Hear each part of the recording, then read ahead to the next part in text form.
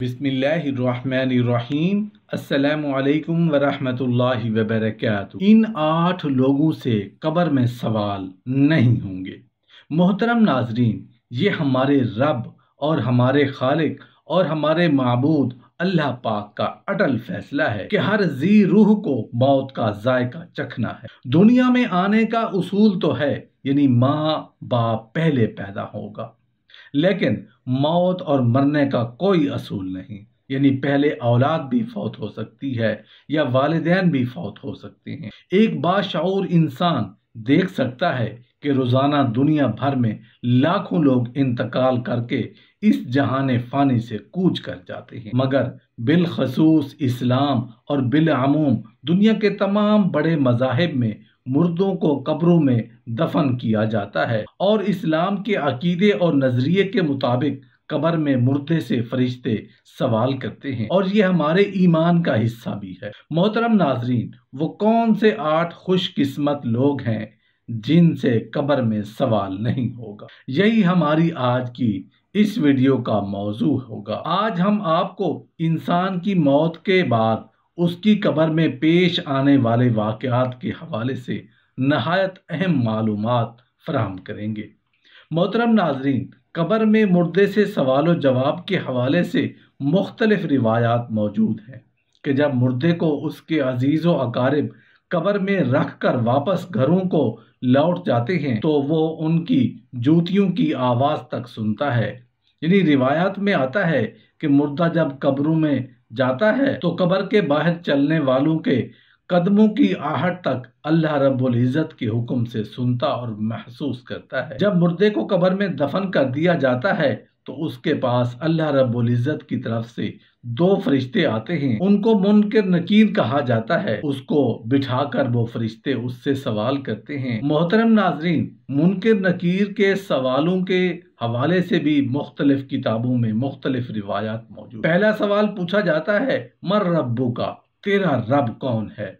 मोमिन बंदा जवाब देता है, रब्बी अल्लाह, यानी मेरा रब अल्लाह ताला है। दूसरा सवाल पूछा जाता है, मन नबीयुका, यानी तेरा नबी कौन है? मोमिन बंदा जवाब देता है, नबीयुन मुहम्मदुर रसूलुल्लाह, मेरे नबी मुहम्मदुर रसूलुल्लाह सल्लल्लाहु अलैहि वसल्लम। तीसरा सवाल पूछा जाता है, तेरा दीन क्या है?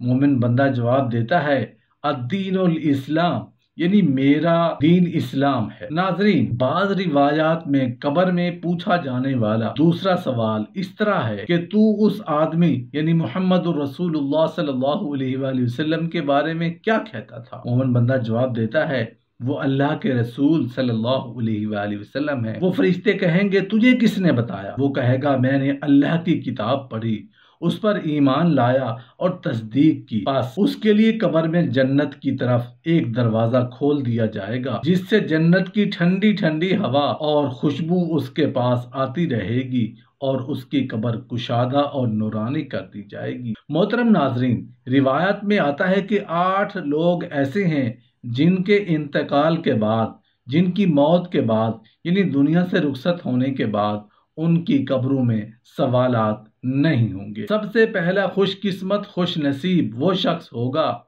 जिसकी जिंदगी में चाहे वो दुख भरी हो या सुख भरी, ऐसा इंसान तंदुरुस्त हो या मरीज, अगर वो सूरह अखलास यानी कुल हुवल्लाहु अहद पढ़ेगा और उसी का विर्द रखेगा और अगर ये फौत हो जाए तो उससे कब्र में सवाल नहीं हो। दूसरा खुशकिस्मत और खुश नसीब इंसान वो होगा जिसने कब्र में सवाल जवाब नहीं होंगे, जो हर रात सूरह मुल्क पढ़ने वाला होगा। और बाज़ उलमा ने तो इस सूरह अखलास के साथ सूरह सजदा को भी शामिल किया है। नंबर 3, वो शहीद शख्स जो अल्लाह रब्बुल इज़्ज़त की राह में जामे शहादत नोश करता है, जो इस्लामी मुल्क की सरहदों की हिफाजत करने वाला हो और अपने वतन के दिफा में अपनी जान कुर्बान कर दे और शहादत के मर्तबे पर फायज हो जाए। रिवायत में आता है कि एक शख्स ने कब्र में सवाल नहीं होगा। नंबर 4, वो शख्स जो मर्ज ताउन से फौत होने वाला हो,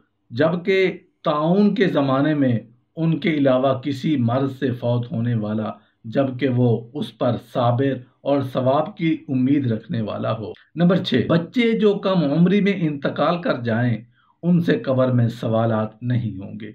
نمبر 8، جمعہ کے دن یا رات میں مرنے والا شخص سے قبر میں سوالات نہیں ہوں گے۔ نمبر 8، انبیاء کرام کیونکہ وہ گناہوں سے پاک ہوتے ہیں، ان سے بھی قبر میں سوال نہیں ہوگا۔ اگر وہ بندہ کافر یا منافق ہوتا ہے تو سوالوں کے جواب میں کہتا ہے میں نہیں جانتا، افسوس میں نہیں جانتا۔